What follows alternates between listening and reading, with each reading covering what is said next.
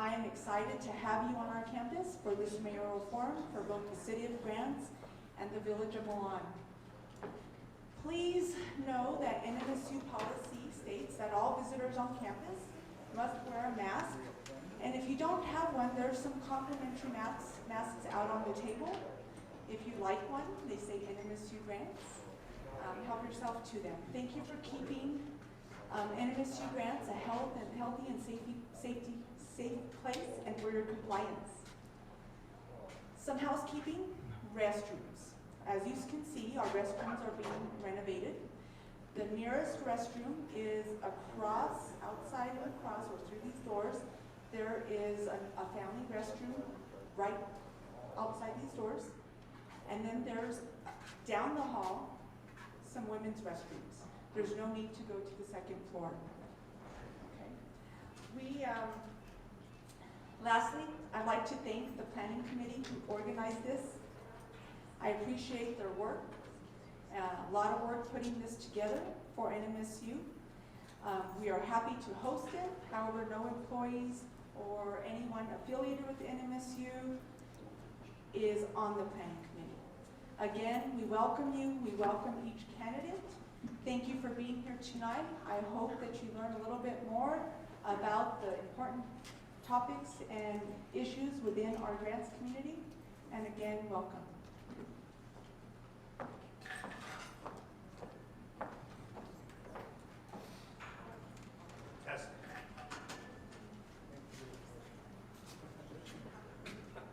Is it on now?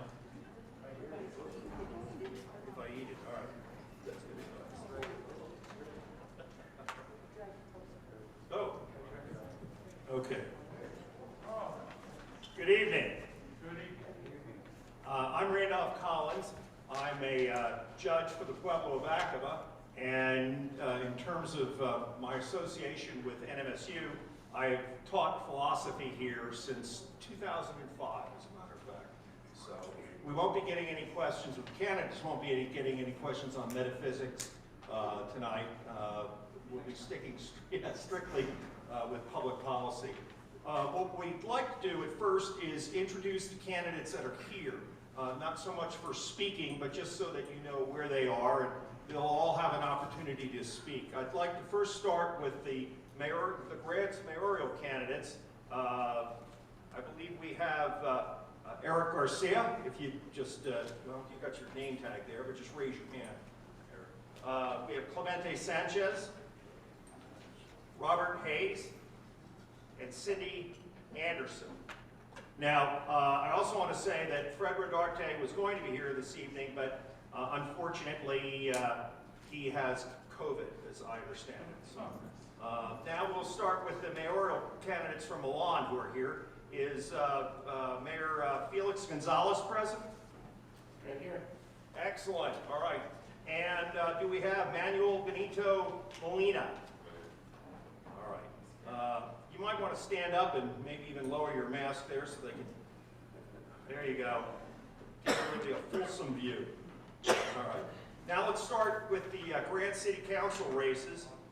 Rick Lucero is not going to be here this evening as he was exposed to COVID, and so he is not here tonight. Is George Garcia? We got the crowd seems to have centered there on this side. Exactly. Is Thomas Gabaldon here? All right. That's for District 2 council race. Now for District 4, Ruben Aranda. Hey, there he is. Lower your mask there, Ruben. Come on. Let me see your pretty face. Stay by the door. Yeah, there you go. All right. Beverly Michael. Come on, lower your mask. Ms. Michael. There you go. And Richard Jones. Richard Jones. All right. Okay, let's start off with the discussion of the format. We're going to be addressing questions to the mayoral candidates and grants. I'll ask the question and ask who identify who's to respond to the question, and then the person next to you is free to give another response. You'll have 3 minutes for your initial response and 3 minutes for the backup response. We anticipate asking probably 10 to 12 questions in this round. After this, we would like to provide those running for City Council and Grants 3 minutes each to address, to say something about themselves and their platform. Since this was the mayor's platform primarily, this will just be your opportunity to introduce yourselves to the folks that are here. After that, we'd like to ask for the candidates who are running for mayor in Milan to stand up and give a 4-minute spiel.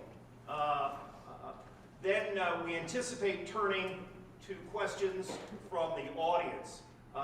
We've got our folks here, Mr. Johnson and Ms.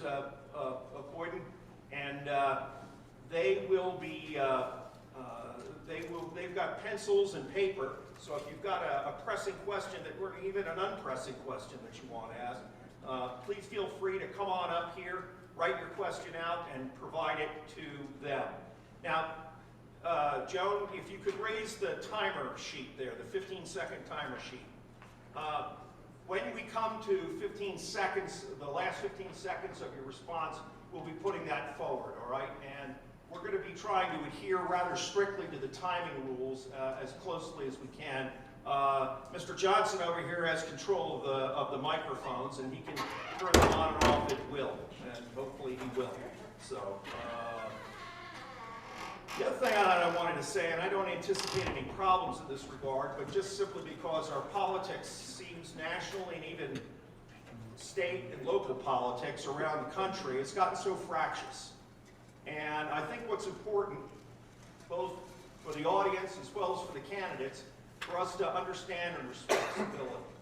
I'm not pointing any fingers at anybody here, all right, because people that I know are all good-hearted. But I have noticed, especially in Washington, D.C., that it hasn't always been that way. So we expect that folks will show respect, both candidates and the audience, and that they will be civil to one another. It is a time of making choices, and that's true, but what's important about making the choice, all right, and what says something about how we make the choice and how we proceed. Are there any questions from any of the candidates? The mayoral candidates. Okay. Any questions out there in the audience over anything that I've said? All right. Well, very good. Then, with all that said and done, let's begin.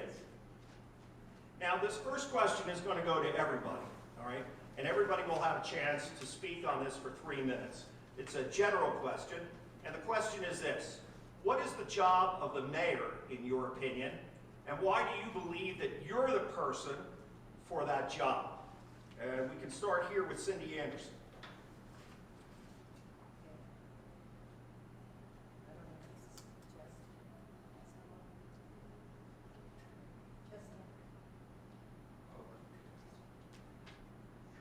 Now? Oh, There you go. I'm really here. Well, I've been going to the city meetings and the meetings at the golf course with the managers. And I've been going for 6 years, something like that. And I just went to listen and to learn and to watch people and to meet people. And I went and I was learning. I was watching how you do this and how you, the things that the mayor, that I understand by reading the charter, is that they are the person that does the meetings. In the beginning, Modi Hicks did the platform, I'm going to miss my words. He put things down for the meeting. And then he presented it, and then they went through and talked about it. Now, it has gone to the council, and the councilors put on the docket what they want to be addressed at the meetings. But I think the mayor, because it starts at the top, is it going to be peaceful? Is it going to be respectful? and that comes from the top down. So even in a family, what's going on in the family comes from the top down. And I think I would be the best choice because I'm peaceful, I'm happy, I'm knowledgeable about what's going on in the city, and we have many, many, many people that to hear their voices. I'm into the public standing up, telling people what they think, their ideas and stuff, and I'm open, and I can be corrected. When I'm wrong, I apologize. It's something new for what we've been going through with the government that we have. I think they have to be a strong leader. I think they have to have a backbone, but I don't think they need to try to be dictator, because that's not what it's about. It's for people on the board making the decisions, and the mayor has, if there's a tie, then the mayor votes. That's the only time the mayor votes. But it's a platform. It's a platform. This is what the city wants. This is what, and I can at least voice my opinion, but the voting goes up to the board. It's not up to the mayor. And when I go for that, I won't have a problem with nepotism, which I've seen a little bit of. And because my husband's here and my daughter's here and they already work for the county. So I don't have a problem with that. I don't hardly know anybody, so I can't place judgment on people that I don't know from what has happened in the past. I go by what I've seen and what I've heard and what I've listened to. Thank you very much. The next candidate to respond would be Robert Hayes. Hello? Hey, there we go. Well, thank you, Randy. Well, and you know, the mayor is the chairman of the city council. It's just that plain and simple. And I hope to bring a new perspective to the mayor's position. I've got 40 years as a firefighter, and I've had much knowledge about what's going on with the city. I have water and wastewater certifications. I've been on city council back in 1994, 1998. And I can bring decades of knowledge how the city works from the ground up. My integrity, insight, and knowledge of our infrastructure needs for grants is what I will bring. And you know, I'm hoping that I can first and foremost lead by example. I mean, that's what we need to do. We need to lead by example. Having integrity will inspire everybody on the council to do the same. And that's what I hope to bring. You know, respect to our councilors, to our legislators, to our citizens. And you know, that's what we need to bring. And we need to know that during our discussion, we need to agree to disagree. We're not always going to realize that we know everything, but we will have a council of folks that have a different perspective. We have staff, we'll have a city manager, we'll have engineers and other folks that know a lot more than I do, that's for sure. And that's what I'm hoping to encompass when to become the mayor. And to always remember that we are representatives of the people of Grants. It's not about us. It's never about us. It's about what they ask us to do, they elect us to do, and what we will try and do. And it's just that simple. Thank you very much. Mr. Clemente Sanchez? Thank you, Randy, and thank you everyone who put this forum together. I think it's good to be informed on making your choices for the leader of our city here. The question posed to us is, what is the mayor's position, or what would they do? The mayor, and the way our charter is written, the mayor is the leader of the city. The mayor is the face of the city. In public gatherings, in private gatherings, the mayor should be out there leading and helping and working with the council to get things done for the city, for our government.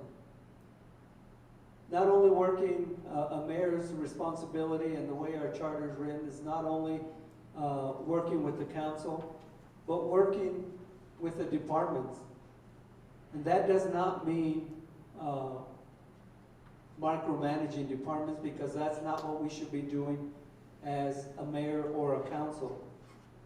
we should give these departments the support, the resources for them to do their job, to do a good job, and to make our city and our citizens proud, and to make our state proud of our city. Our city used to be very, very, the word I'm looking at, people used to love to come to our city. And I get questions now when I'm out and about in the state and when I served in the legislature, asking, what has happened to that city? We like to watch the city council meetings, not for the contents, but for the theatrics that goes on. And I think that we need to have a mayor who helps and leads and works with departments, works with the state agencies to get funding for our city. Our city is in very much need of infrastructure. And I think if you're a mayor out there that's working with agencies throughout the state to get funded, you should go out and do that. And I think I have that. Working, being a state senator for 8 years, and able to bring funding. Yeah, we see that I worked with Mayor Hicks before. He would approach me while I was in the legislature, we need money. An example is going on right now on First Street. He came to me and Representative Garcia said, we need this money to finish this, him and former manager Laura Aramillo. So I said, well, let's go talk to our Department of Transportation secretary.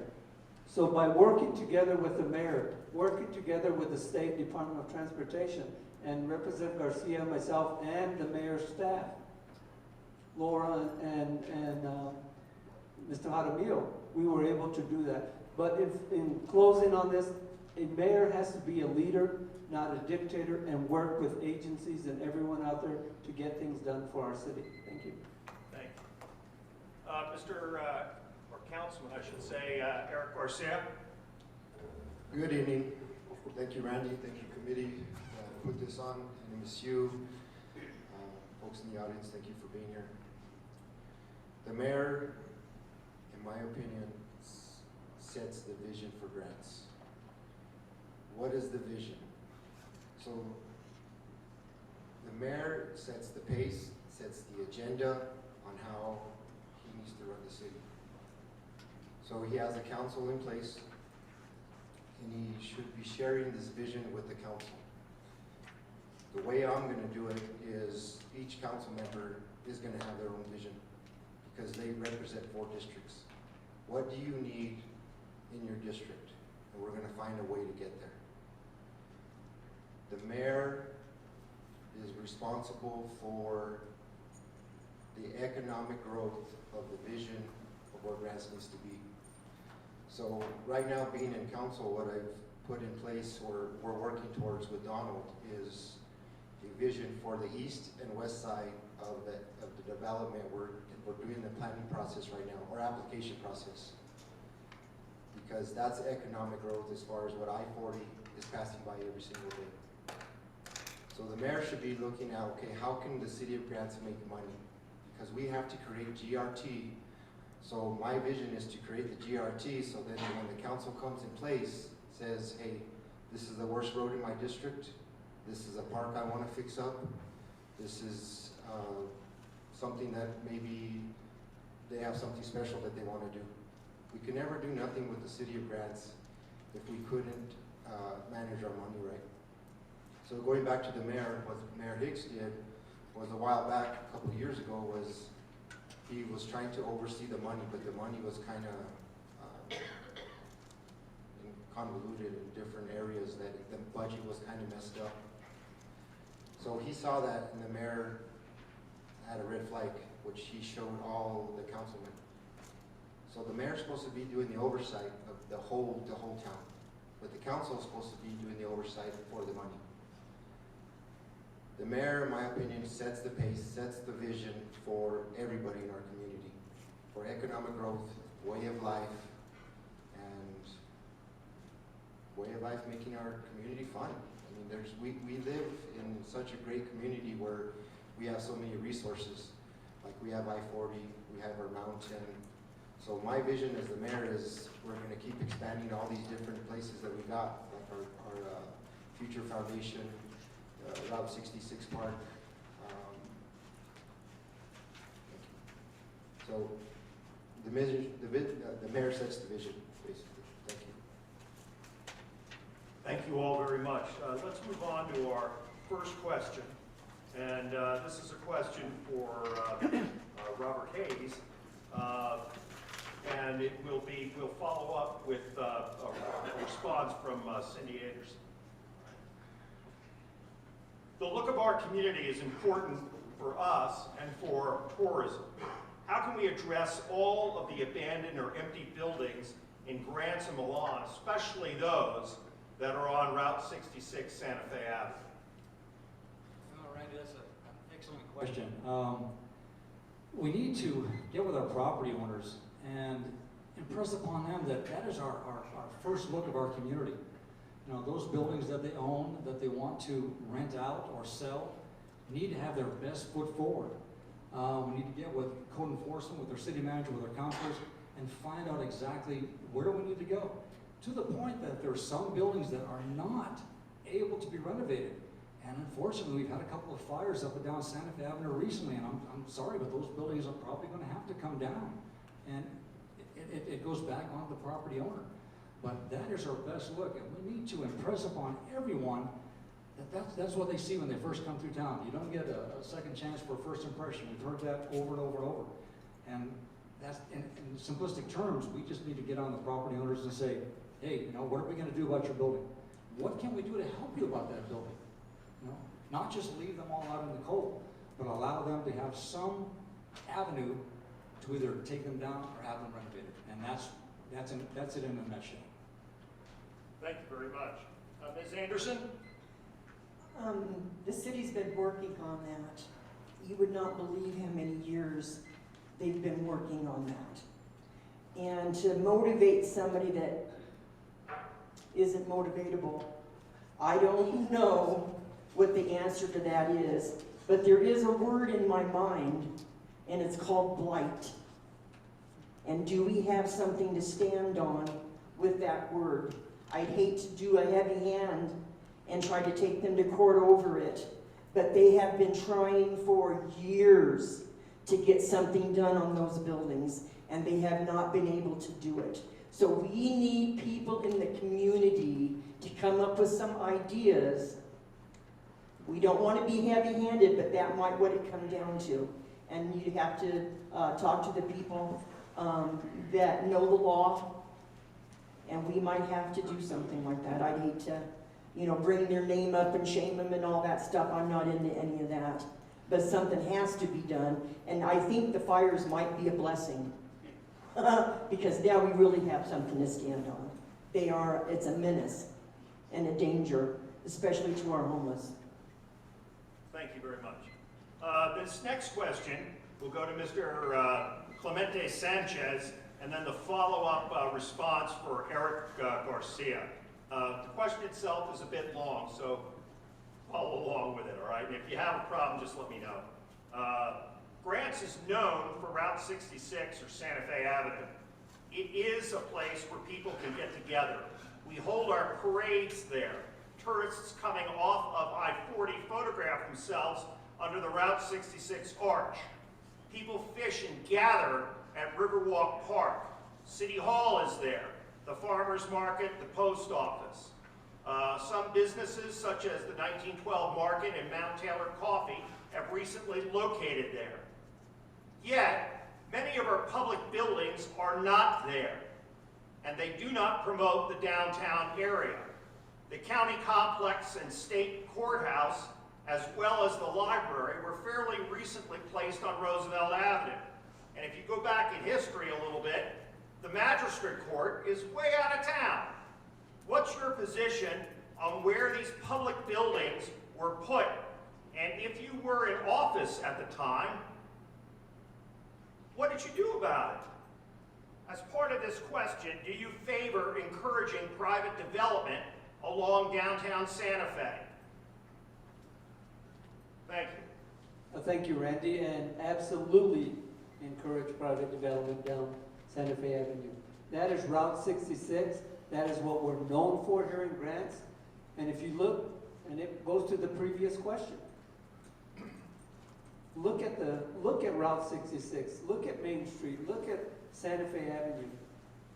It is deplorable. It looks horrible. And we have some buildings that need to come down. Some buildings we need to restore and take care of because they've been around for a long time. But we need to get with these owners on some of these buildings and work with them to try to get them either renovated or taken down. And if not, if they refuse to do that, then you have to do something and have an ordinance passed, which I think they've tried in the past, to pass an ordinance to force the owners to knock them buildings down or do something with them. And I think only one counselor, I believe he's sitting up here, voted for that. The rest of them didn't. That's when politics gets involved. You got to put that aside. It doesn't matter who owns these buildings. Looks awful out there. I was talking to a tourist at the post office one day, standing out there, and she said, "This is Route 66. Why do you have so many buildings boarded up?" But we need to encourage private investment, and we need to encourage private industry to come down, not only all over the city of Grants, but Route 66, because we need to generate gross receipts for the city, because that's how the city operates. The operating fund of the city is through gross receipts, and I strongly encourage private sector. I am a capitalist. I believe in that. Government has its position out there, or its purpose out there. Safety, infrastructure, things like that. But private sector helps the community bring tourists, bring people into our community, which we used to have.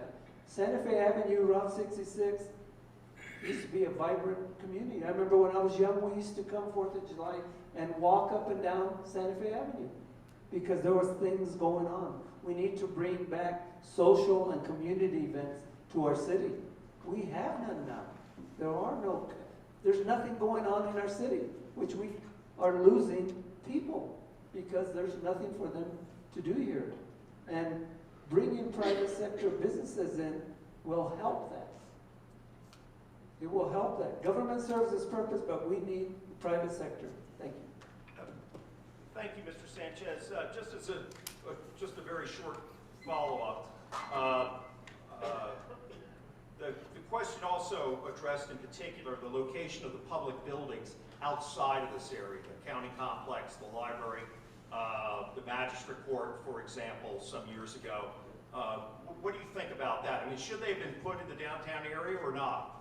I think the library probably should have, because tourists visit libraries. I don't think tourists or people that come to town visit magistrate court. We don't want them to visit magistrate court, but we got a magistrate judge in the audience here. But I think it's a little too far out, but it's fine.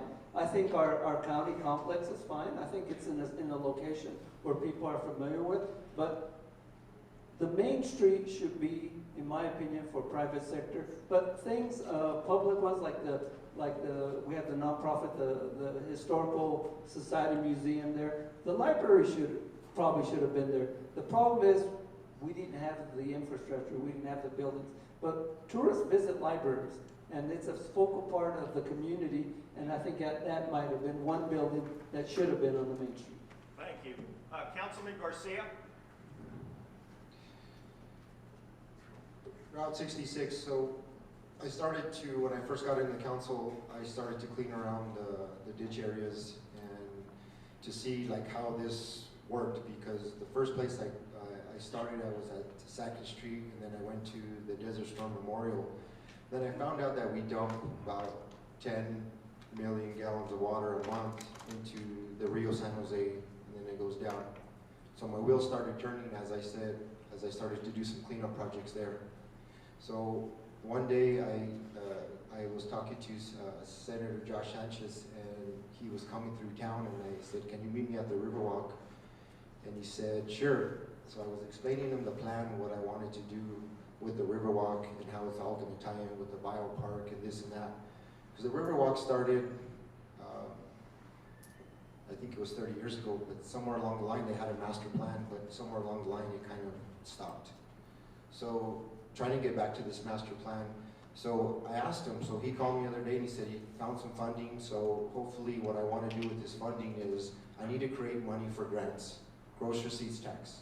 So what I would like to do at the Fire and Ice Park is to get a design. This is not construction because I don't think I got enough money to do construction.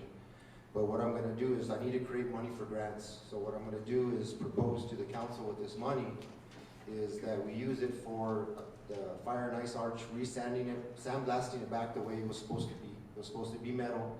Let's fix it up at the bottom there, expand it out. I want a splash pad, but I want actually real splash pad. But then with this, once I have a design, I'm going to go back to Josh next year and say, okay, now this design is going to cost X amount of money. Please can you find this because this will bring economic growth to grants. Once economic growth, if we can get this design and we start using I-40 and they're coming through our town, that's where the east side of Grants is development, where we're doing the east side development going to Walmart and Walgreens. So we're at the application phase now with the COG to start to look there, because if we can start to build the water, sewer, the gas, the streets, the infrastructure by coming up with a plan, because this is economic growth. What our franchises do that the mom and pops can't do is they advertise. When you're on I-40, they're seeing Chili's, Applebee's. You know when you're coming to town if you want to stop and eat. So you know what kind of food you're going to get. That's cool. So you're luring them in with that. GRT there. But if we clean up Route 66 and make Route 66 good, there's where your mom and pops come in. Your Alcavecitos, your La Ventanas. I got 15 seconds. So building Route 66 is important because it's historical. We're 4 years away from the 100-year, and we need to clean it up. I'm just going to start cleaning it up and see what happens. Thank you. I didn't get What? The who? Oh, what would you do? Where would you put the court? Okay, so the plan that I have for the court system and the fire and the cops is the new development that's going to be happening. We're going to redevelop routes, Sacaleras Boulevard. So we're on the design phase now. So it's going to cost like around $12 million. So at some point in time, we're going to keep pushing to get the state funding because we already matched it and we're already on our going. So where I want to put it is on the corner of Roosevelt and Sacaleras on the other side of the Knights of Columbus. But I want to do a combo station. I want to have your courts, your fire, your court system, and your police department right there. The reason why is because Sacaleras is where all the development is going to go. So that will be where you have another firehouse, Firehouse 1, we'll keep the other two, expansion here, here, and here. So I would like it to keep it all as one because these three entities right here are a team. We got to keep them together. Thank you. This next question will first go to Mr. Robert Hayes, and then secondarily to Eric Garcia, Councilman Garcia. Mr. Hayes, our national politics is infected by partisanship that is undermining governmental trust and contaminating state and local politics as well. Indeed, the Civilist Citizens stated that in a meeting in late November 2021 that the City Council entered, quote, the territory of the unprofessional and inappropriate, unquote.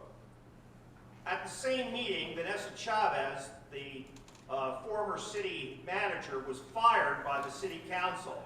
And importantly, no reasons were given for the termination. How would you, as mayor, build a more professional and appropriate environment? Well, Randy, as I've hinted before, it's all about integrity and leadership. It's how you present yourself to everyone that you talk to, everyone in this audience. Anyone who comes to City Council should be treated with respect. It's just that simple. And if we always keep that in mind, we're going to have boring meetings as opposed to what you alluded to, that they come for the theatrics. We're there to do the work of the people, not to churn up divisiveness. And we just need to keep that in mind, that to be on top of things, to have integrity and for yourself, as opposed to your compatriots on the council. You need to be there for everyone. And again, not just for yourself, but to take all the information in that you garner and have integrity for everyone that speaks and everyone that comes to council. As far as the termination for the city manager, it's unfortunate. The charter says you serve at the pleasure of the council. They should have had some reasoning behind it. I agree with that wholeheartedly, because if not, we will never get a qualified candidate to want to come to be city manager. If at every 2 or 4 years we're changing our minds and changing that leadership role. The city manager has a lot on that person's shoulders, not just the council, but that city manager does what the council says, does what the mayor says, gets phone calls, emails, all day long. And I see that every time I visit any city manager, that they're constantly being pegged for something they want done. So it boils down to integrity. Thank you. Councilman Garcia. Sure. Our national politics is infected by partisanship that is undermining governmental trust and contaminating state and local government as well. Indeed, the Cibola citizens stated in a meeting in late November 2021 that the council had entered, quote, the territory of the unprofessional and inappropriate, unquote. At the same meeting, Vanessa Chavez, the former city manager, was fired by city council, and yet no reasons were given for the termination. How would you as mayor build a more professional and appropriate environment? So, like when I got into this position 2 years ago, I was working hard at trying to figure this out, and when I found out that the previous manager was just not working out, and so I presented to the council reasons why you would want to terminate the person that was in place at the time. So we took a meeting, and it took like 3 hours on the background, and I had everything in place of all the paperwork that I got, and I had reasoning. And it was, here you go. So, fast forward like 6 months, and Vanessa gets in place, and we had some momentum. We got a stable budget. We were starting to work a little bit better. And then all of a sudden, it was no reasoning or nothing, and I was just, that's all I wanted was a reason, because I worked hard at trying to get momentum going, and then it was just like a roadblock. All I want is good for Grants, and it gets emotional sometimes, but at the end of the day, yeah, it's for Grants, and I will progress as a better leader on how I act. So it'll get better. Thank you. Thank you very much. This next question starts off with Clemente Sanchez, and then Ms. Anderson, if you could follow up, all right? The question begins with a bit of a paradox. Recently, it was noted in the Cibola Citizen that the unemployment rate in Cibola County was over 10%. And yet, paradoxically, to some extent, local businesses such as El Cafecito, La Ventana, Quality Inn, Stewart Brothers Drilling, Mount Taylor Manufacturing, stated that they were having trouble getting employees, even in spite of this high unemployment rate. What would you do about this? And how would you as mayor encourage relationships, for example, between the high school and the college internship programs and local businesses? Thank you, Randy. You're exactly right. It's not only the unemployment rate, but the trying to find individuals or employees to work at these different various businesses, not only in the private sector, but also in the public sector. But we do need to work with our high schools. We need to work with our local university, New Mexico State here, work with them to develop employees and a work ethic. that is very much needed in our community and in our state and in our country. With the recent issue with COVID, I think it changed the thinking of a lot of people, and then with a lot of the public money that was just doled out, really stopped people from working. You know, they were making more money receiving all this money from the state, the county, and the county gave some to the state and the feds. I think that is eventually going to slow down, and it slowed down. But we need to encourage our young, especially, to stay in our community. But we need to do that by creating something for them to be here, because they leave. There is nothing for our young men and women to be here and work. We need to provide social events, we need to provide community events, we need to provide them educational support through the high school level and the college level, because an education is something no one can take away from you. Once you get your high school degree or your college degree, it is yours. Nobody can take it from you. But working, we need to work as the mayor and the council, and all of us work together to try to encourage our businesses to be able to train these employees, the young, the older people, to work. It's a difficult situation, but I think that time is going to turn pretty soon. I think people are going to start looking for work. I think they are beginning to look for work. Cibola County has always been one of the high unemployment locations in the state. But we need to create jobs for them. Yes, we have some businesses that are having a hard time getting employees. But there's also some that not everyone is made out to be a waitress, a cook, work in the mine, work at the university level, work at the college. So we need to create businesses and job opportunities for all these individuals, young, old, in between, all of it. But we need something to keep them here first in our community. Thank you. Thank you very much. Ms. Anderson? Well, that's a tough one, huh? I think we might have to go to the educators and maybe psychiatrists, psychologists, and ask those questions, because we do have a mentality here. When they do get a job, they don't show up for work and stuff like that.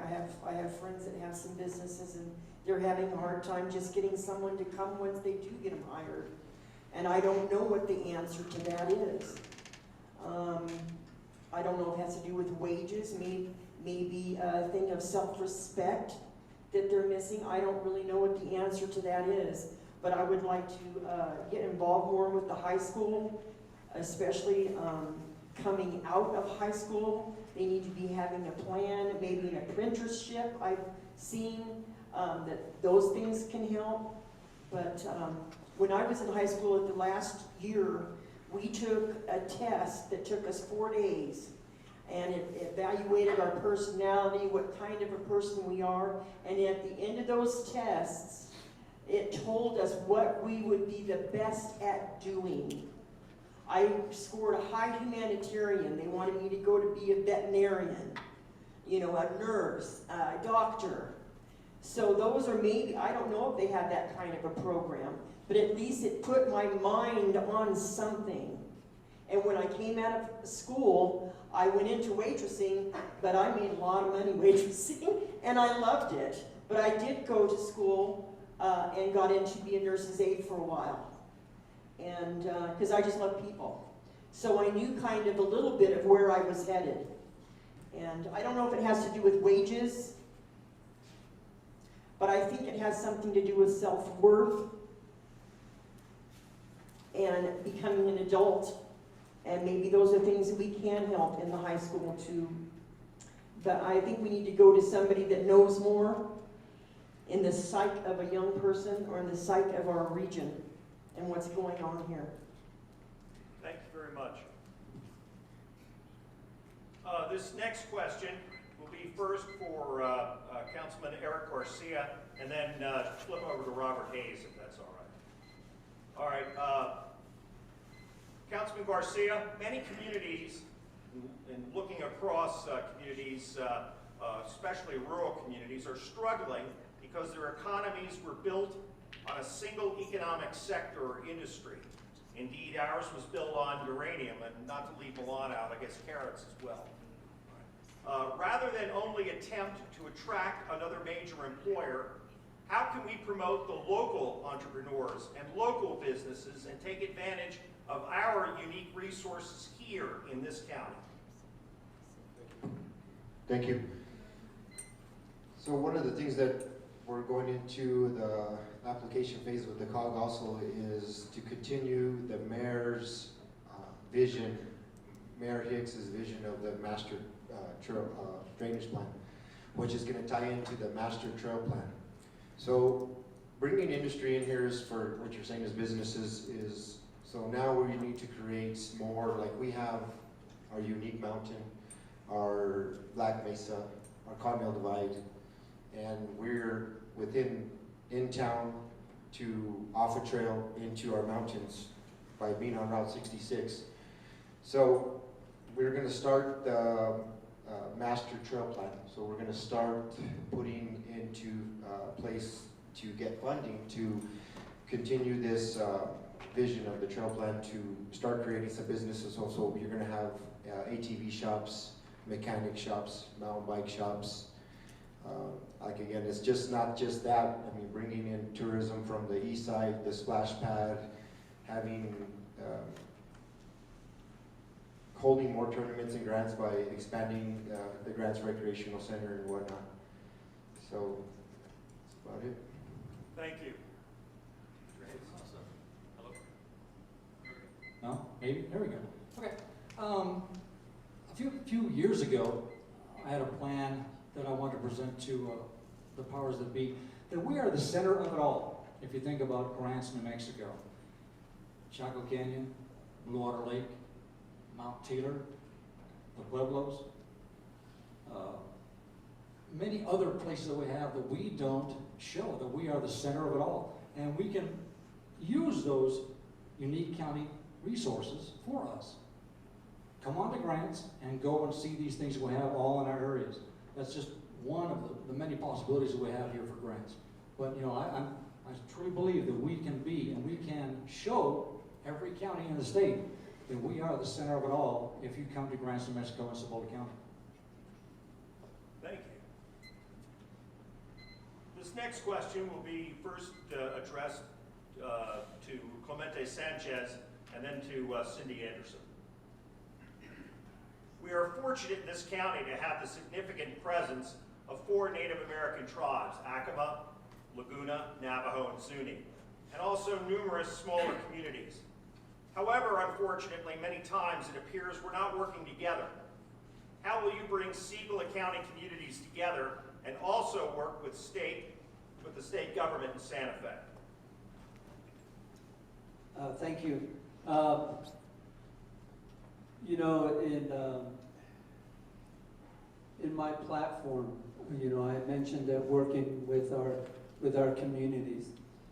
If you go into our retail establishments, whether they be Walmart, Smith's, or the grocery stores, or so on, who do you see in those stores? It's our surrounding community people. It's our large Native American population that bring in gross receipts. So we need to work meet with the governors of the 3 pueblos and the Navajo Nation president, who I know all of them. So that would not be hard for me to meet with them. I mean, I see him all the time. I saw the new governor of Acoma in our bank just before he was appointed governor, and was visiting with him and his wife for a long time, and our land grant presidents, and our, you know, we just need to work with our communities, reach out to them, talk to them, visit them. What can we do to help you? How they can help us? Because if you look at some of the establishments or some of the enterprises that the tribes have, Sky City Casino, Dancing Eagle Casino, their tribal governments, they employ a lot of the people from the city of Grants, or the village of Milan, or the surrounding communities. So you have to work with them. You have to work with them and say, what can we do to help each other? And it's communication and reaching out to them. How will we work with state government? I think I have an advantage there. I have been in state government for many years, not only as a state senator, but also working with different areas in state government. I have access to the secretaries of the departments. I have access to the governor.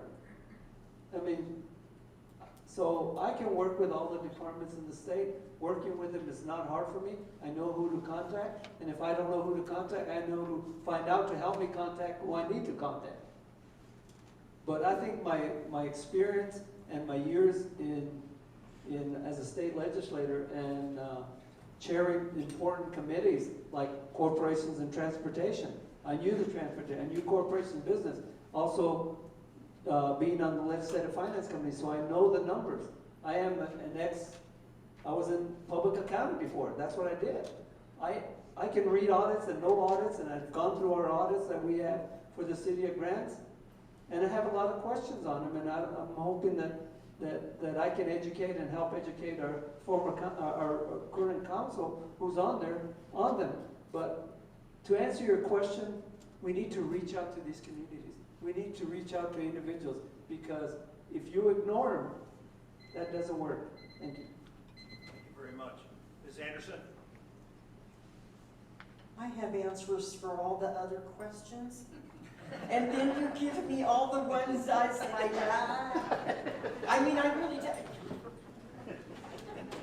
They asked a question, why can't they answer that? I've been here like 7-8 years, and I've never been around a full ethnic group of people that are separated from most of the people. And so it kind of boggles my mind, even though I know some history of what has gone on with the Native people and the white people, or even the Mexican people. So we're segregated. And for some reason, and I know it's got to do with money and land and finances and stuff, but I can't quite wrap my mind around that. Because even, in the city meetings, you rarely see a Native come. Or even, I only saw one man come to the last thing that we had that was like this. So I kind of can't wrap my mind around that segregation. I don't understand. The things that happened so many years ago. Can't we all forgive? Can't we all get together? They love this area too. They need to be involved in the city. They need to be involved with the government of the city. I don't know why. And talking with them, I've been around a lot of them. There's a lot of mistrust from a century ago. It still is there. You can only get so far in a friendship, and then the wall goes up because I'm white. And to me, I can't wrap my mind around it. And believe it or not, I know it's going to sound weird, I think there's a spirit involved with it, of hatred from way back. And I hope to get together with the churches, whether I make mayor or not, because this is something the churches need to know how to do, is to break those things off, because they are a great asset. A great asset. I have met people that used to be teachers, people that can play piano. There's so much talent. And if you tear all of our skin off, we're all the same. So I don't understand that. But I think they need to be utilized and encouraged to get more involved, because I used to drop my child off at the high school, and I could probably tell you that 85% were Native young people coming out of there. And I would like to try to get them involved with us. Yeah. if I could say, my wife had to leave to go pick up our granddaughter at dance, but my wife of 46 years is from the Pueblo Latin.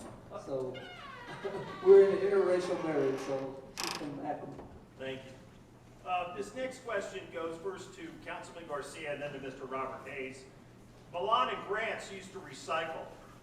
We now have limited recycling to cardboard, and we no longer recycle plastic, metal, or paper. There are many in the community that are upset about this. What, if anything, would you do about recycling? Thank you. Well, a lot of it recycling or trash has been a question. I've been talking to Billy Moore in the Solid Waste Authority, and there might be some opportunity where we can figure out this trash thing, because the City of Grants works on getting some revenue from GRT water, but we only get a little bit from our waste management. One thing to look at is waste management is a $1 billion company. Why are we making more money? Why are we making revenue off the trash? So we are looking at the process to start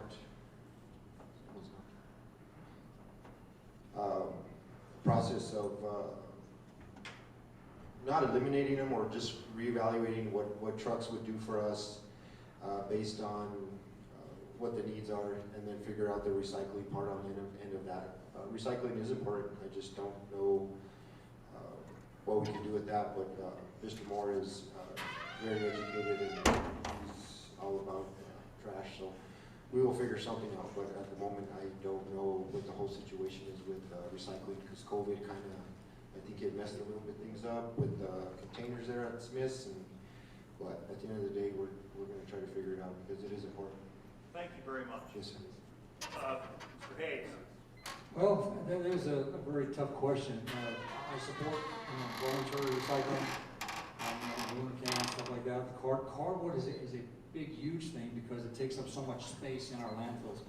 And we've got, Biopropel that will recycle every bit of cardboard that we have.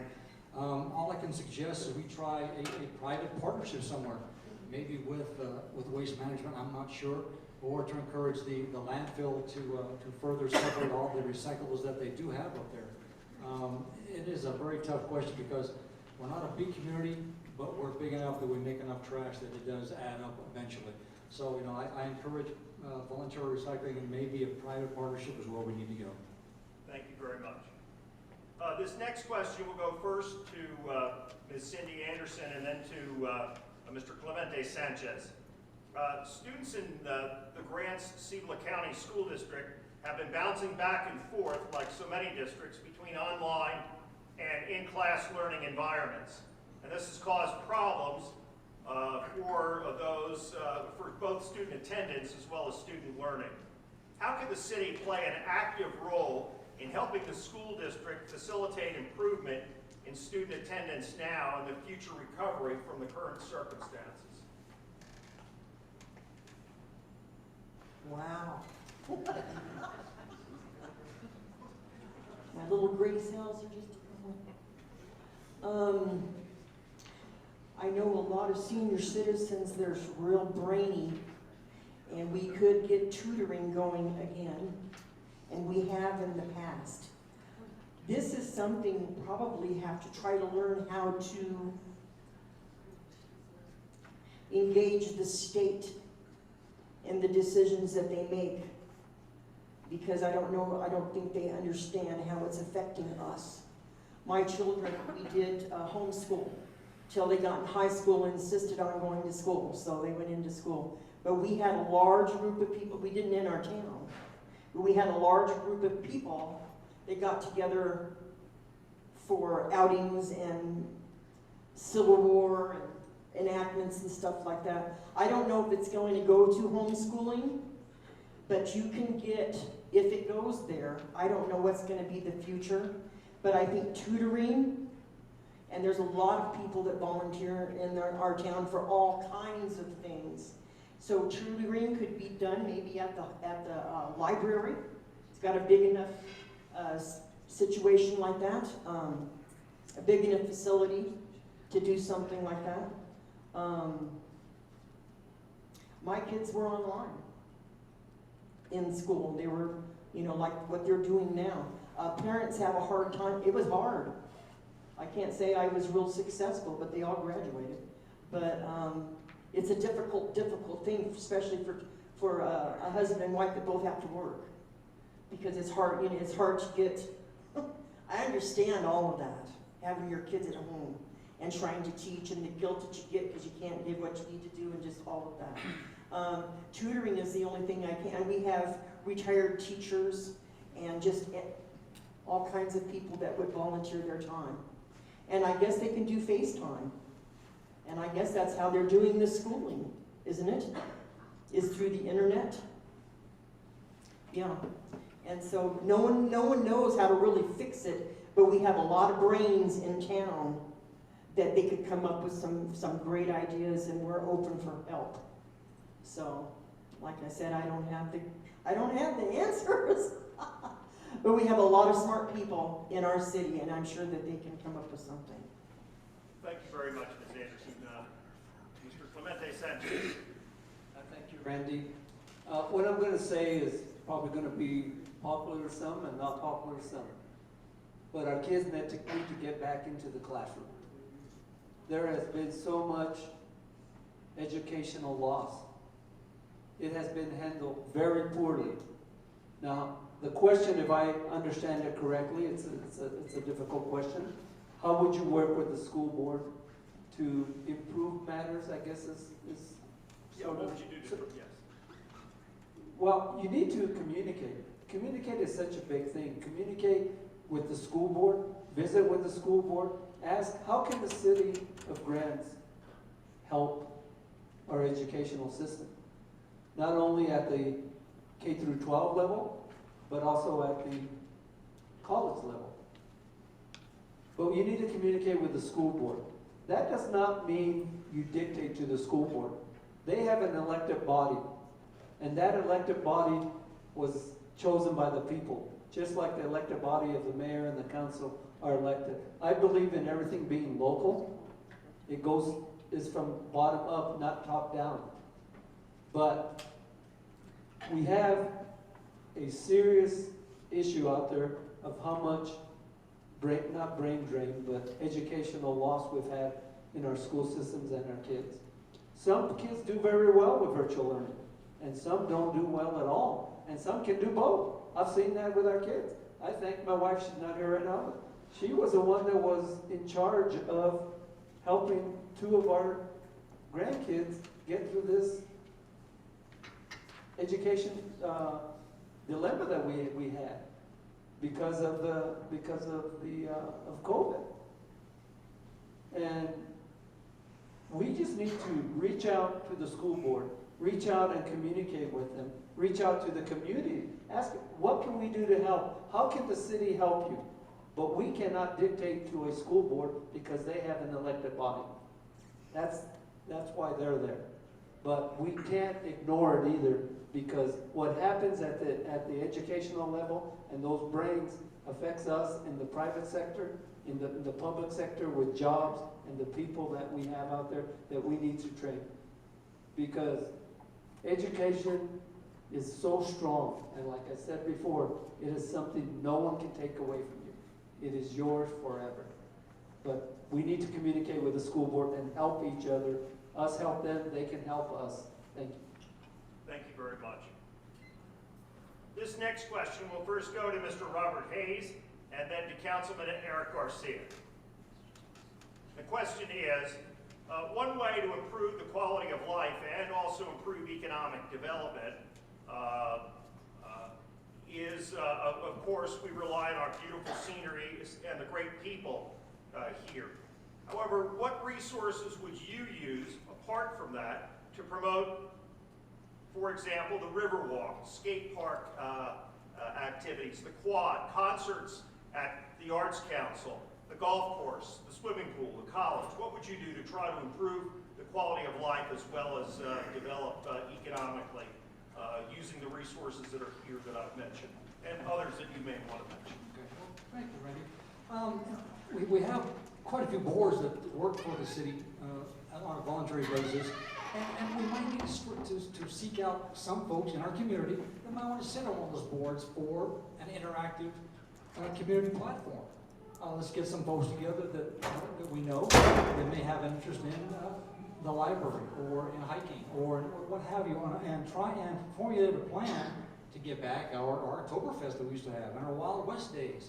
I know that COVID has shut down a lot of those things, but I think with a community-based group of people, we can come up with some better ideas. Because, like I said, the council and our staff that we have for the city grants, we don't know everything. You here give me an interest in what we might need to do for that. Let's develop a community plan, a committee, so that we can come up with some better ideas, because it's not just up to us. It's up to everybody in our community to get together and try and promote all the good things that we have here in the city of Grants. Because I know that we have some new folks that come and work here for the prisons and for the hospital, what have you. Maybe they don't know many of the things we can offer them. So I suggest having a committee be formed by the mayor and say, what do you bring to the table? What things can we help between the city, the county, and the village to try and promote our area? Because it's all about getting folks to want to come over and visit here with the city of Grants. Thank you. Go ahead, Councilman. Can you repeat the question, please? Sure. Sure, okay. Yeah, exactly. Start reading the wrong question. One way of improving economic development is to improve the quality of life. Now, of course, we have beautiful scenery here and great people.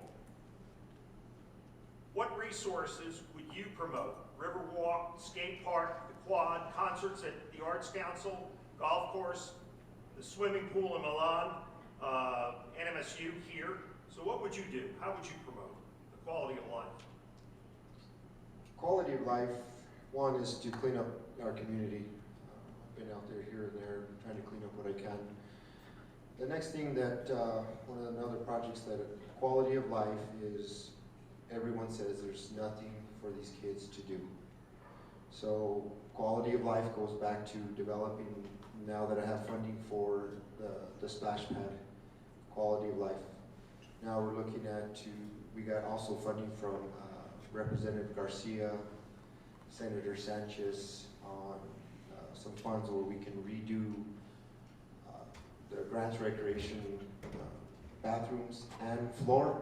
Now we're going to have a little bit more money left over after that project to where I want to develop the future foundation, adding 2 more gyms, because that's quality of life.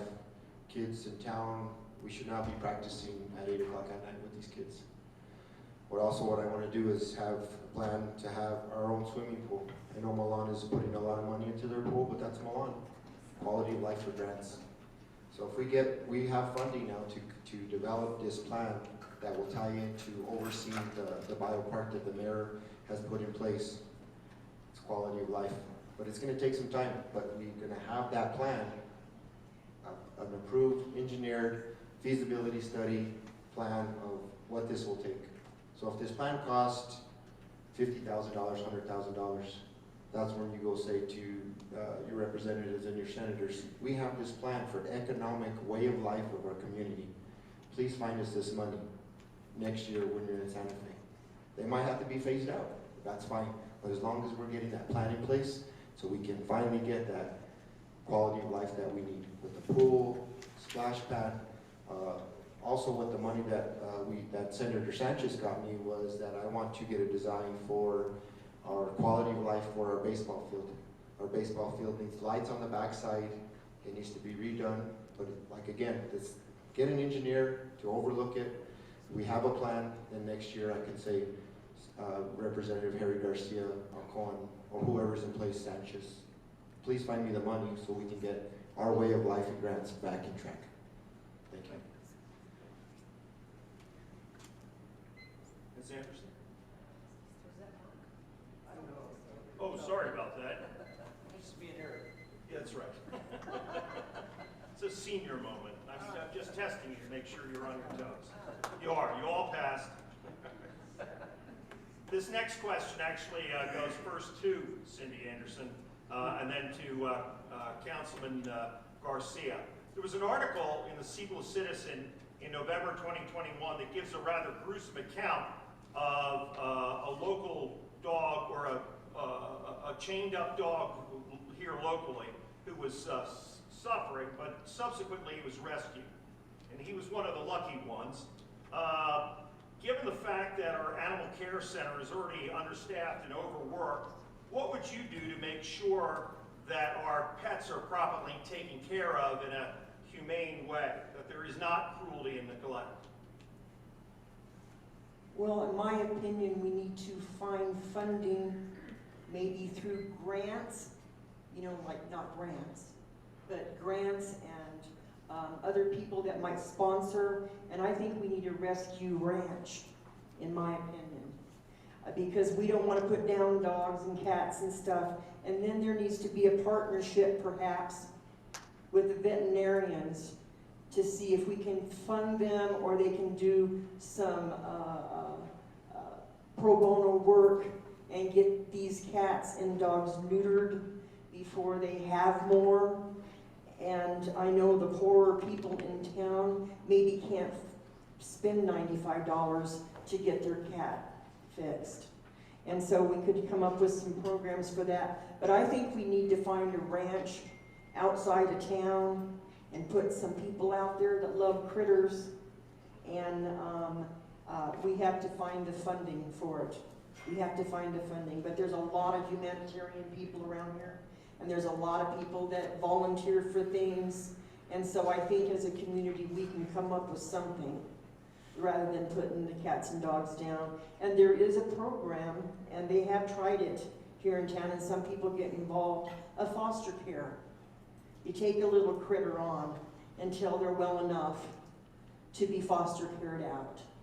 And that's something many people can get involved with. And we can come together because they're important too, because they give us the loving and the things that we might be missing and the comfort and stuff that a lot of people that are alone need. So that's my idea. Actually had one there. Thank you very much. Thank you. Well, our animal care unit and the people who work there are pretty amazing. There's a lot that goes into that animal care center. It does cost quite a bit of money. If you all have tried to get into the veterinarian, Mr. Morayo, is pretty tough. He's pretty busy. So my first thing, when I have some time, is I would like to sit down with Mr. Morayo and figure out what kind of plan. I know they have a plan if your dog, if you go there at a certain time, they will give you a discount on getting your animal spayed or neutered. But there's a waiting list. So I guess that's the only big thing that we got to do is get with Mr. Morayo and say, what kind of plan do we got? Because he's the professional at it. Is there something where, is there room enough for satellite, another vet in here or something? Because I really don't know. But at the end of the day, we have to get in control of our spade and neutering and grants. And after that, we can come up with a plan. Thank you. Thank you very much. This next question will first go to Mr. Robert Hayes and then to Mr. Clemente Sanchez. Not long ago, we paid in grants about $18 million for a wastewater treatment plant. The facility was supposed to function for 20 years without any major issues. However, recently, last year, we had to spend $200,000 to repair blowers in the wastewater treatment plant. Now, the city government appeared to blame the contractor, stating that the contractor had not done the proper maintenance on this.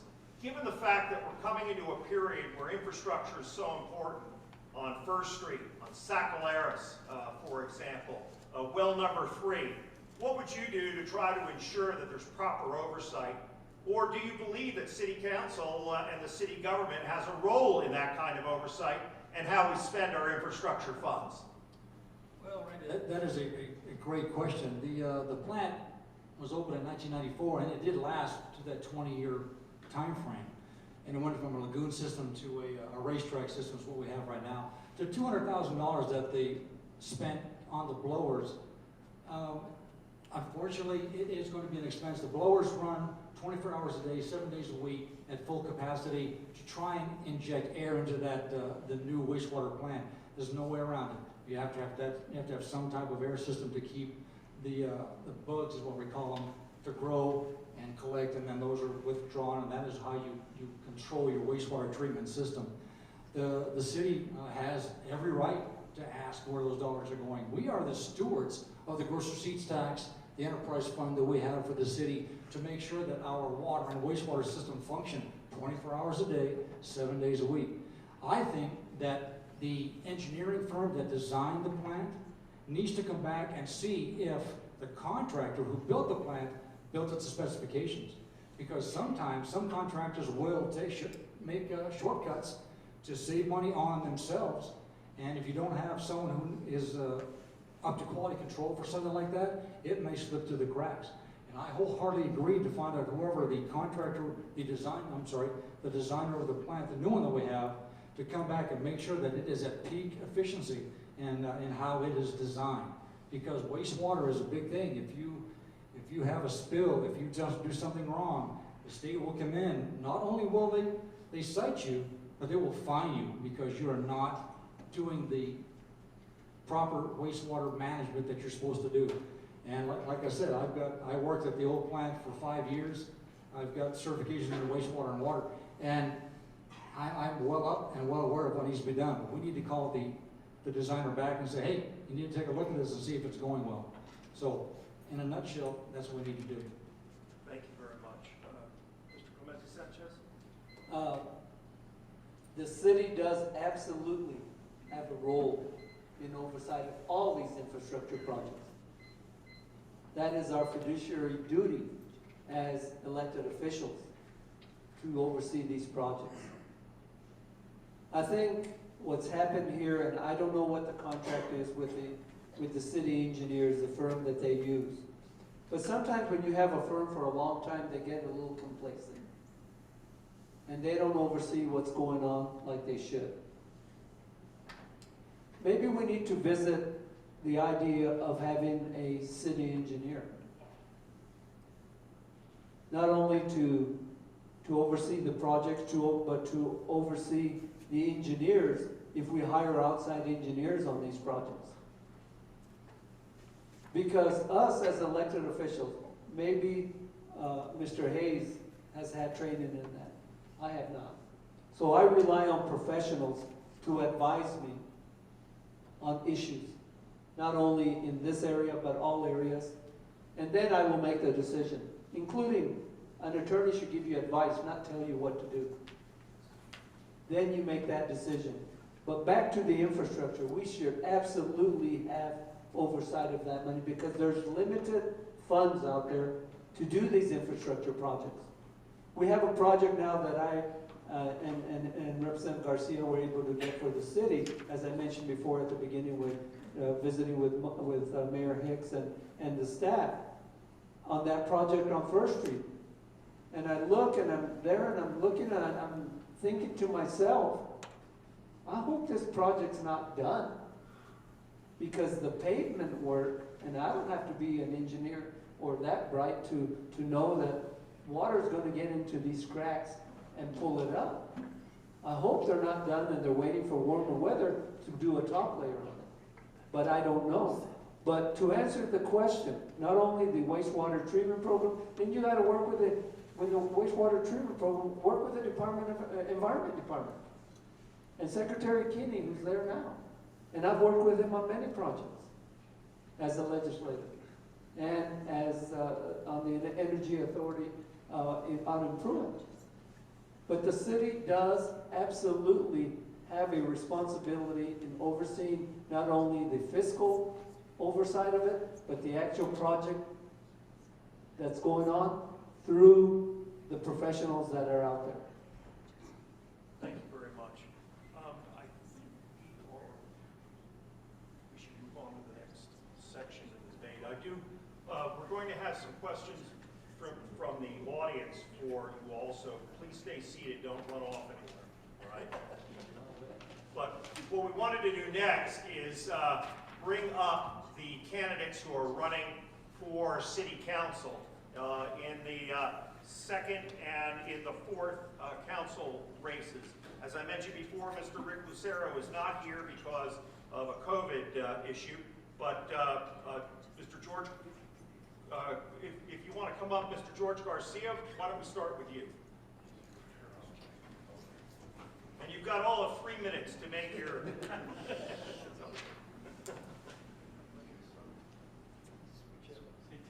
We'll turn you on in a minute. Testing, 1, 2, test, test. Good evening, everyone. Thank you for putting this on. It's been informative for me. My name is George Garcia. I'm running for City Council in District 2. One of the most important things, I think, as a councilman, reviewing the municipal league, is we're still based on a 3-branch government system. The council and the governing body are the legislative part of it. The mayor and the city manager are that executive part. So they should not be interfering with the department heads. They should be allowed to run their departments. Yes, I agree, there should be oversight, but oversight is not micromanagement. I've had the opportunity since I've started to go out to the wastewater treatment plant, to the library. I rode around with Chief Mott as the chief of police, been to the fire station a couple of times. Yesterday I was out at the airport. The overlying thing that struck me the most is when I talk to these people, well, this is the first time we've had anybody come out here. You know, other than, there were certain names. I know Councilman Garcia, his name was, yeah, he's out here. But it shocked me. And now that I'm retired, I have that time to go out there and do that, to visit these different departments. And once they know you're out there, because I got insight into the wastewater treatment plant and what happened out there. But overlying, we need to be a team. I have a little bit of experience with team building winning teams, and our Native American communities. I didn't have that problem at the high school. I used to joke with the instructor out at Laguna Acoma and told him I have more Laguna Acoma students than you do. And they would come out there and we proved what this community can do because those students come from good families. So we have the resources within our community. The other thing I think we need to look at is more consolidation with Milan and the other, and the county. You know, it's shocking when you see that the police department at times only has 2 officers on the street. I talked to the fire marshal the other day, and he stated we should do that for the fire department also. Overlying communities, more cooperation. If larger cities like Dallas, Fort Worth can do it, Minneapolis, St. Paul can work together. We're Grants and Milan. We shouldn't be competing against each other. Why are we more fiscally responsible in that area? One water department. We use the same wastewater treatment plant. You know, again, the airport, I was out there yesterday, and the lady out there, she has a good vision for the airport, but the airport belongs to Grants. But the streets to get there belong to Milan. And again, we're the same people. We grew up, I was born and raised here. So we're the same people. We need to work together, and that's it. Most important, professionalism needs to be there. We're not going to agree on everything, but as a team, we need to work together for the best interest of the citizens of Grants. And that's what I'll do. As I said, I'm from here. It's important to me. Thank you. Thank you very much. I don't know, is Thomas Gallagher here? All right. Well, in that case, let's now move on to District 4, the council race there. Ruben Aranda, would you like to come on down?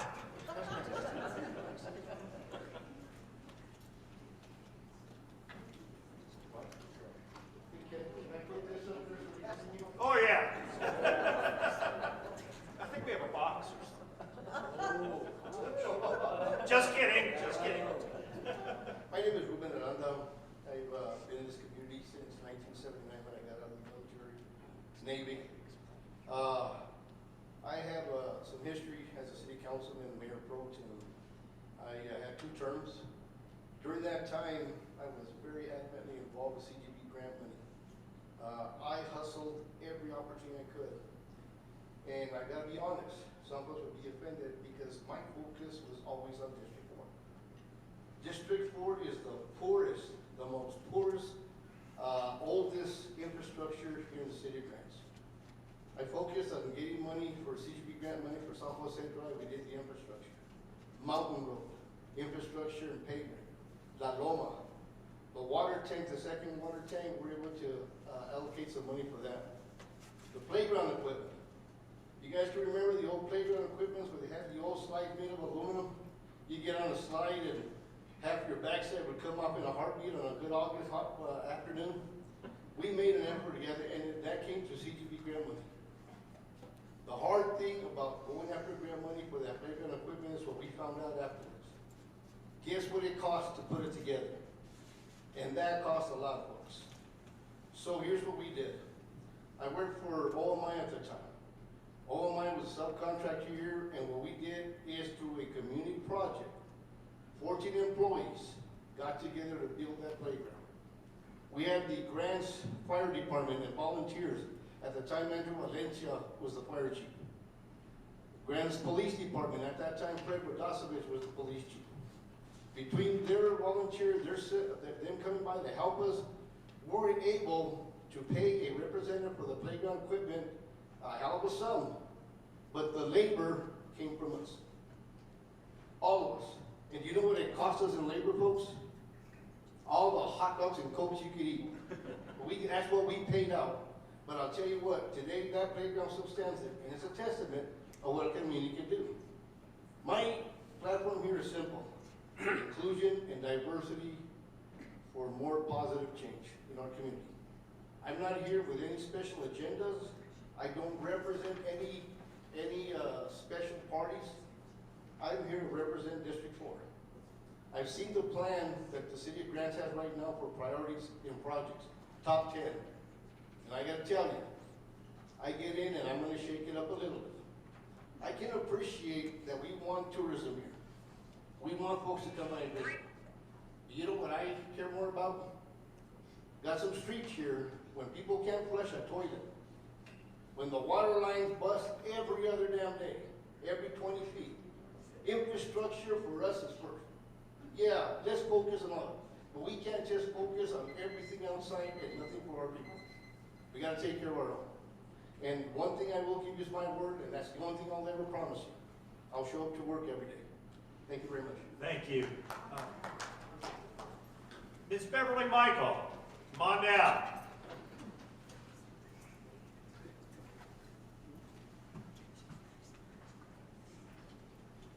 Hello, thank you to the college for putting on this event. I'm happy to speak to you today. I just wanted to say that as someone who's raised in Grants, I think that a lot of us have seen it to be difficult in the way that politics has splintered us over the last couple of years. And we are working hard. It's time for us to work together to treat each other with dignity and respect, to remember who we are as a community. I'm from Grants. I was raised here, went to school here, got my first degree here at this college, went on for bachelor's degrees at UNM and master's degree through Highlands University. So I served Grants in the surrounding area as a clinical social worker, had a private practice for about 11 years. My husband and I have been small business owners, and I just recently opened another small business because I believe in grants.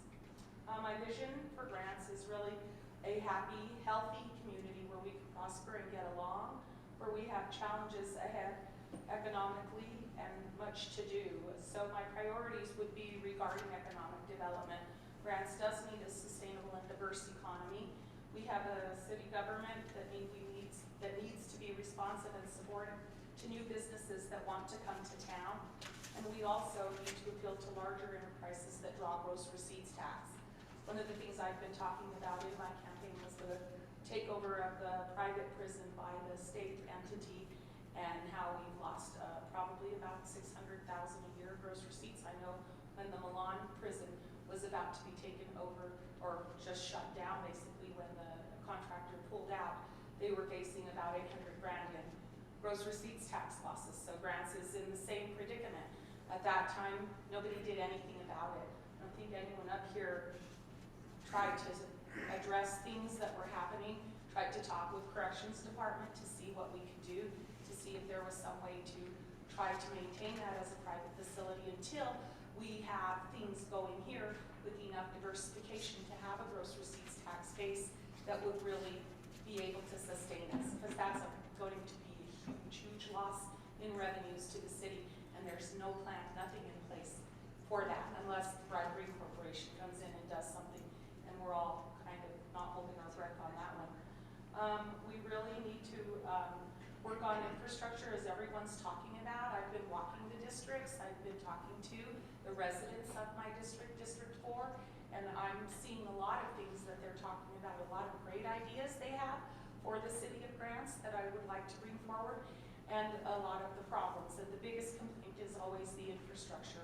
When we're driving up Leach, you can see the big potholes in the roads and the sinkholes, and again, talking to Mr. Haverger, talking to other people there, they're saying it's because when our water and sewer lines are breaking, they come in, they tear it up, they fix it, they don't do repair to spec. So that's something very important. And I want to just say one other thing.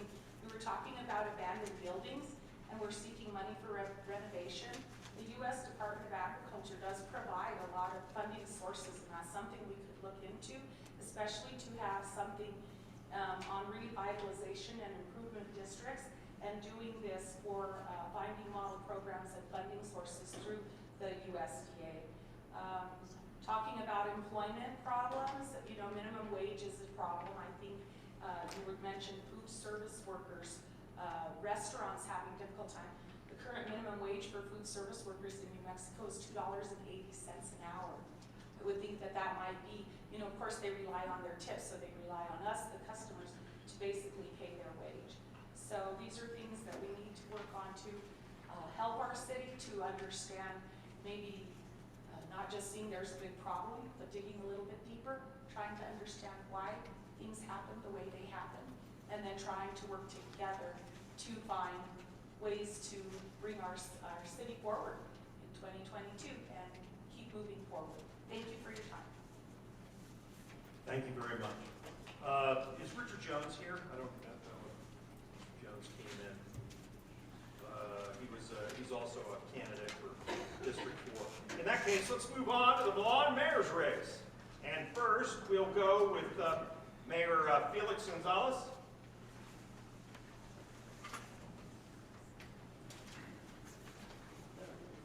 Is he here? We're switching seats. Yeah, really.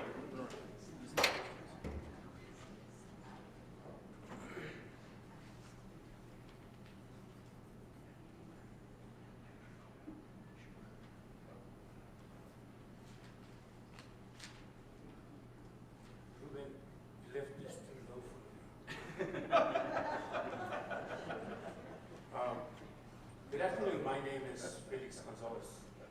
First thing I want to do is I was wanting to wish the Lady Pirates good luck at their game against Titans tonight. I hope they won.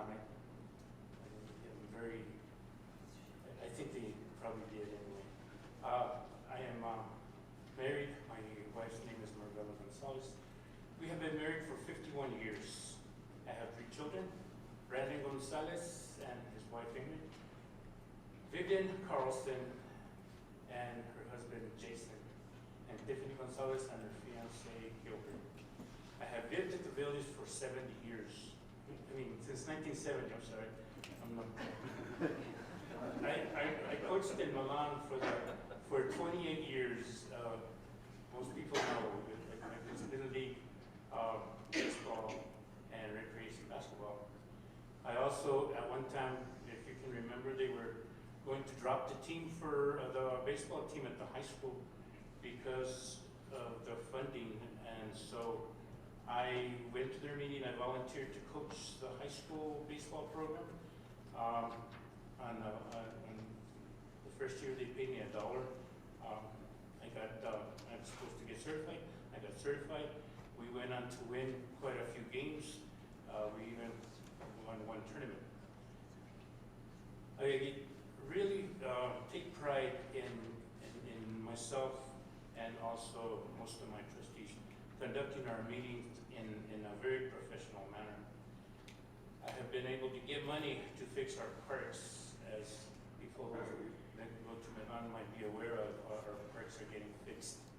My motto was, and always will be, our children are our future.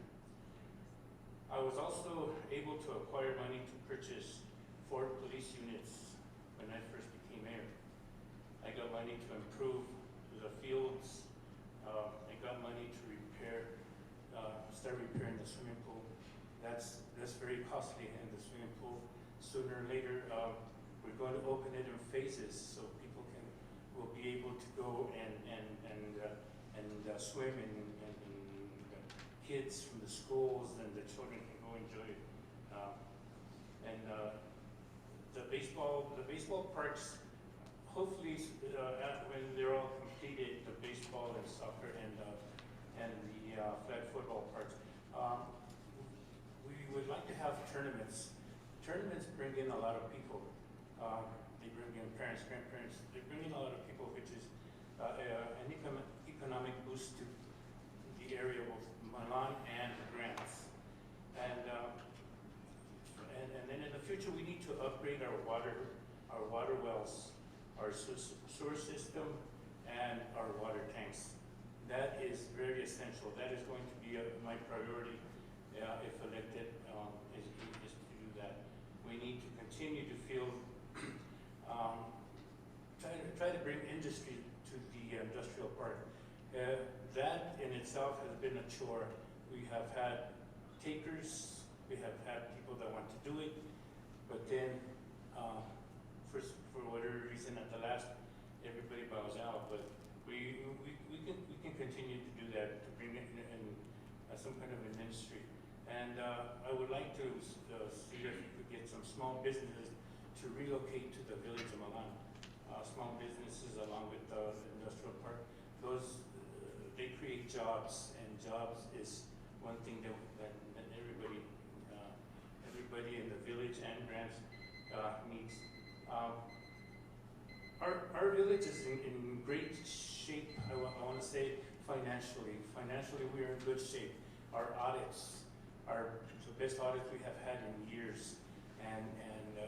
So that in itself reflects on the leadership of the village of Milan, and it reflects on the people that we have working at the village of Milan. Our employees are the best ever. They are the actual ones that do all the work, and then us on top. A lot of times we get the credit, but they are the ones that put in all the work. Thank you very much. Thank you very much.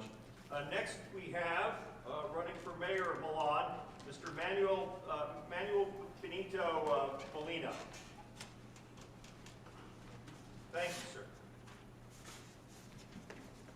Hello, everybody. Can you hear me back there? All right. I want to thank everybody for showing up tonight. I'm Manuel Molina. I was born and raised here in Grants, which, like Ruben said, I come from La Loma. And I also have relatives. My mother is Laguna Indian, so I'm a part Native American, proud of it. And what we got to teach, I think, what we got to teach our kids is when they're growing up, about the different races while getting along, instead of all this discrimination. I think that would help the village also, Grants. That way the people of the village will look at us as leaders, because I'm sure we had kids also from Milan go with the ROTC, which I was in there for a few years when I was in high school. I went to school here all the way to high school, all the way from Shirley, still when it was on High Street. All my family was from Grants. So if you elected, I would just like to make sure that the village is doing what we're supposed to be doing. Not arguing amongst each other, get along, try to do the best we can for the people of the village. Get along with Grants, fire department, police department. We need to get along with all departments, because I'm sitting here, I'm listening, and I'm getting a lot of good ideas from all these candidates. And if we listen to each other, get along with each other, we can have a better community. When I first came back to Grants in 1979, because A lot of you probably know me from Sonic. I started Sonic in 1979. And I just retired 6 months ago from Sonic. And I've seen a lot of people come and a lot of people go. But it's about leadership. Listen to the teenagers also. Since I started with Sonic King Grants, I did the same when I was up in Gala. I did everything I could for the schools. A lot of you probably noticed, I went to every school in Grants and Milan. I donated Sonic and everything for the kids to encourage them to do better in school. Try to motivate them. Every year I would do stuff with the police department, the fire department, so we can have things going for the kids in front of the police department. I was trying to motivate the kids because they're growing up fast, and they gotta want to be leaders someday. And the only way they're going to do that is by watching leaders like this gentleman right here, and from up here. But that's the best way to do it. Our kids are our future. I had 6 sons and 1 daughter. Not 7 daughter, 1 daughter. I got my second son. He's a narcotic agent in Gala. My second son's son is a narcotic agent in Gala. And they're doing good. And he is now half Navajo. Part like one, part Spanish. But it's how we bring our children up. So far, thank God, I never had a citation in my life. I've never been to a court system with any of my kids. And that's what we need for all our kids. Nobody's perfect. We don't see what our kids are doing out there, but if the community and everybody gets involved with our kids, they can grow up and help the communities get better also. Thank you. Thank you very much. At this point, we're going to move on to questions from the audience. If I stumble over some of this, it's because I can't read it. So, in any case, I'm supposed to read an announcement here first. When you leave, there's literature out front on the table with respect to the candidates. So please make sure that you avail yourself of that literature. They take time to put it together, and it provides useful information. Let's go to the first question here, and we'll start here and move down. Ms. Anderson and Mr. Hayes, what are your views on the golf course? Do you want to keep it or get rid of it? I think that has to do with quality of life. And I think the problem has been, it's not just the golf course. We don't upkeep. When you get a car, you have to invest in the car, you have to keep the tires going, you have to maintain it. That has not happened at the golf course. It has been maintained kind of half, sort of, kind of. And they have men out there on the board, and they know what needs to be done. They're volunteering their time and their thoughts and stuff to that board. And every time that they ask, this is what needs to happen, well, they don't get it. So now we've got a place that people, there's been tournaments that have used to come all the time. They no longer come. People used to travel from Gallup. People used to travel from Albuquerque. They don't do that anymore because it has gone down. The maintenance has gone down on the greens and the roads and everything. So if we want to, someone said that we're losing a lot of money out of that, and I can understand that, but it's our fault. Because it used to be a beautiful, and it still is beautiful, but there has to be upkeep.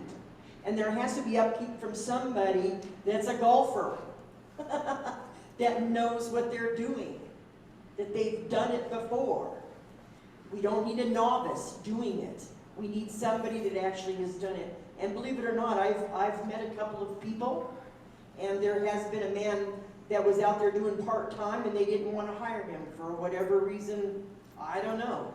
And he actually knows what he's doing. But because he only wanted to work part-time, they wouldn't hire him. I don't understand that myself, but I want to keep it. Keeps my husband out of the house. it keeps him healthy because he's walking. And he's not the only person here that enjoys golf. It's a type of quality of life for our senior citizens, even for the people that aren't senior citizens that go. It's healthy, walking around, breathing air most of the time, depending on what's going on at the plant, you know, but it's a beautiful place. We like to take people there when they visit us. So I think it's the upkeep, but I do want to keep it.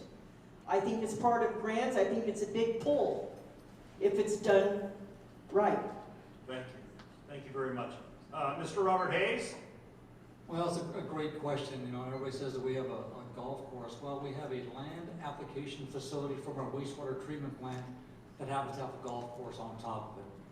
So keep the golf course, don't keep the golf course. We still have to apply the water from the plant because of an EPA regulation from many, many moons ago onto that service. And if we're going to do that, we may as well have a golf course. But it takes a lot of money to run a golf course, hundreds of thousands of dollars. All of the pumping stations that are on that golf course, they wear out. You need to have maintenance people to make sure that the sprinklers all work, as well as take care of the golf course itself. It's a great facility, it is. And we need to determine whether we want to put more money into it to make sure it flourishes, or just keep it as a wastewater treatment application facility. Either way, it's going to be out there one way or another. We're not getting rid of it, but we need to make sure which direction our community wants it to go. And that's who the folks we need to listen to, whether it's golfers or not. If you want us to have a great asset to our community, we need to really focus on improving our golf course as a golf course. Thank you very much. In this next question, first to Mr. Clemente Sanchez and then to Councilman Eric Garcia. This touches on an issue that was raised by candidate Beverly Michael. The private prison in Grants was taken over by the state. Did you do anything to try to prevent this and save the gross receipts for the city? And secondarily, what are your plans to recover this money? I absolutely did try to. I worked with corrections, but the private facility. I was a big proponent of the private facilities when I was in the legislature, and I always got the money for their raises. But the problem, what was happening is the state corrections were not sending their inmates to the private prisons. I think they had the intent to close them down, and it was a mandate from the administration, the governor, to turn them back into public facilities. And a lot of pressure from groups out there that felt that the private prisons were in there only to make money. Well, private prisons are there to make money, but they do spend a lot of money on it also. But the thing is that I want to say is the gross receipts. We lost the gross receipts from what the revenue they were making. And I don't know what the contract is, but we should be making gross receipts from the leases, because those buildings are still owned by, it used to be CCA, Core Civic. So we are making gross receipts on the leases of those facilities. It might not be as much as we were making when the private prison owned it outright. And, well, not, they still own it, but ran the inmates through them. When it comes to, I know what, you said it was something that Ms. Michael brought up, and she said no one out here was there. We had a forum in Milan when this happened, and the former city manager, village manager, she is here. We had a forum out there, and we were able, myself, Representative Garcia was new, Senator Munoz, we all worked to get the federal prison here, to keep that revenue there, not the federal inmates. So there was a forum, and we did, and we were successful. We didn't have the opportunity with this one because the governor's office was dead set on turning this one into a state-run facility. And when I spoke to Core Civic people about that, I said, why are you doing this? Now, what the state agreed to do with the employees, they reneged on what they said they were going to do. But because they lowered the pay on them and they didn't keep their rank, a lot of them. But what happened is the state was intent on doing this, so they stopped sending inmates, and it's a private prison, so Core Civic needed a certain number of inmates to make money. It was a business. And that was a business decision not only by Core Civic, but also by the state of New Mexico. And there was an agreement done where they were still lease the buildings because the state did not want to purchase the buildings. Thank you. Councilman Garcia. Thank you, sir.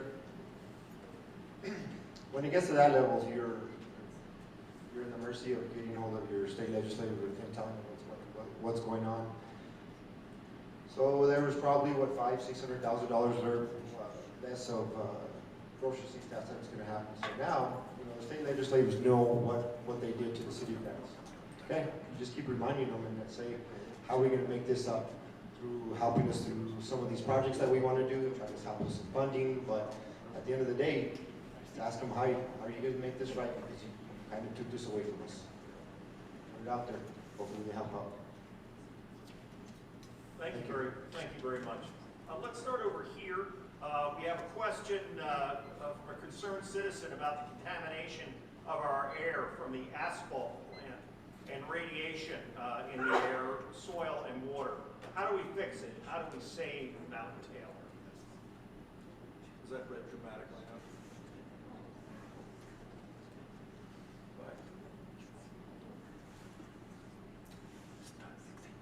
enough? Wow. Isn't there state regulations on filtering and how things are done and why aren't they being done? Is that are we going to have to learn as a city to engage the state for what they're letting happen and what they're doing to us? I think we need to rise up with lawyers and things and maybe address these things, because if they've been happening and they haven't been regulated like they're supposed to be regulated, then we're going to have to fight. We're going to have to legally learn how to stand up and fight effectively.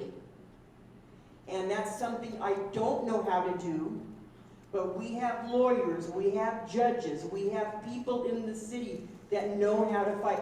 And I think we're going to have to fight for everything that we get.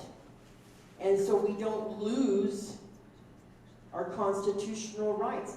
I believe those things, all those things that you talked about, are supposed to be already regulated by the state. It's already supposed to have been done. But obviously it hasn't if we're still having problems. And I have heard about the uranium thing and how it is still in our water, and then we're told that it's not, but people are going in and getting cleanses for uranium because they've got toxic levels. So these are things that we need to go to the state for. And then they're not listening to us, so we're going to have to learn how to do it legally. And if this is just the beginning. There are so many things that we might have to start fighting the state for. And I mean, you can be nice as long as you can be nice. But when it starts affecting us, like it's affecting us, they don't care about us, and we're going to have to learn how to stand up to them or advocate or something. We're going to have to do something. But we can't sit back any longer and let this stuff, this injustice, and this stuff happen to us. We're going down, we're going down, we're trying to build up, and they're crushing us, What, from the state? We're going to have to learn how to engage the state. And once we learn it, it has to be effective. Writing a letter doesn't do it, you guys. You think that it does, but it doesn't. I have a friend that gets involved with trying to write letters. They just give her something back to appease the, oh, we got your letter. They probably I don't even know if they read it. We have to get a little stronger. We might have to get a lot stronger if we want to save our city and this region. We're going to have to fight, people. We're going to have to fight. Mr. Hayes, would you like to respond? Well, I can give it a shot. If I'm remembering the question right, it's on air quality and radiation in our area. Well, it's on contamination of the air from the asphalt plant, radiation from uranium in our soil, air, and water. How do we fix it? Well, right now the state has the New Mexico Environment Department, and that is their arm. That is their thing. They have many divisions with regards to air quality control, and that is the bunch that we need to contact. As far as water and wastewater, every well in the entire county, entire state is monitored quarterly through many environment departments, especially for water. And those are the folks that we need to contact.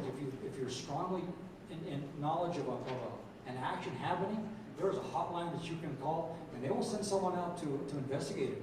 I mean, that's their sole job, is to come down and see if there's a problem. You know, the radon hotline, all those things are all in place. Google them on your phone. The New Mexico Environment Department, you have to go through quite a few pages of it because I've done it. And they are the arm that help us out here in the field. Those are the folks we need to contact.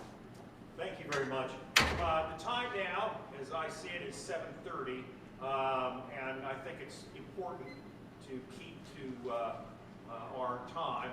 I want to thank all the candidates here, the Grants mayoral candidates. Thank you very much, very informative. I want to thank the Mayor of Milan, a candidate for Mayor of Milan, the candidates from the 2nd, 4th District. I especially want to thank you all as well. And apart from the candidates, I really want to thank NMSU for helping to bring all of this together, and thank the audience here. You show concern, you show a good ability to help bring a community together just by being here. You've been polite and very respectful, as have all the candidates been, and I think it's a real credit to all of you. So I'd like to have a round of applause for all of you.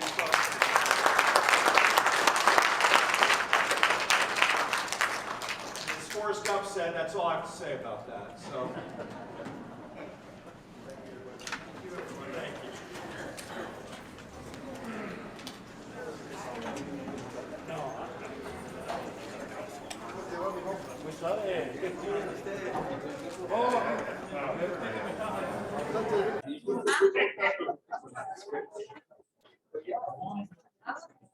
We'll see.